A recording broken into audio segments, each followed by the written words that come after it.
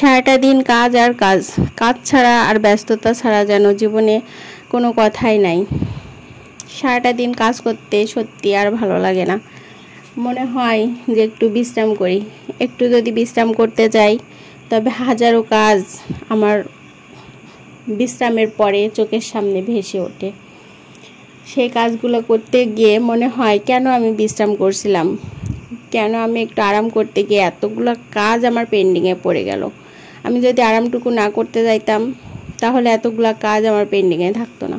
তখন সেই কাজগুলো সেরে তাড়াহুড়া করে আরও ব্যস্ততা বেড়ে যায়।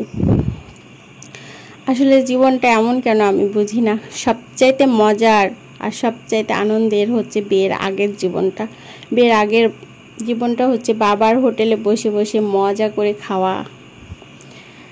এটাই আসলে সবচাইতে আনন্দের, তাই না?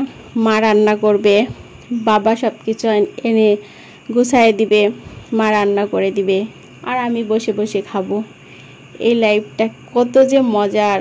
এখন ভাবি, এখন এতটাই মানে সেই লাইফটাকে মিস করি আর ভাবি যে সেই লাইফটাই ভালো ছিল। তখন মা একটু হুকুম করলে, মা একটু যদি কোনো জিনিসের জন্য হুকুম করতো, তখন মনে হতো যে সারাটা দিন খালি কাজ করায়, সারাটা দিন খালি কাজের ভিতর।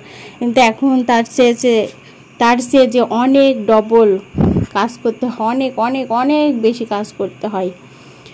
তবুও শরীরে ক্লান্তি আসলেও যেন শরীরকে থামাইতে পারি না, মনকে বুঝ দিয়ে আবার কাজে লাগি, এরকম একটা অবস্থা। কি আর করা, এভাবেই মানুষের জীবনটা, আসলে সবারই জীবনটা অতিবাহিত হচ্ছে। তবে বড্ড মিস করি আমার সে আগেকার লাইফগুলো, বড্ড মিস করি। তো আমার কেকটা বানানোর জন্য আমি ওভেনে বসায় দিলাম। ওভেনটা একটু গরম করে নিয়েছিলাম আগে, গরম করে তারপরে ওভেনে বসায় দিলাম। আর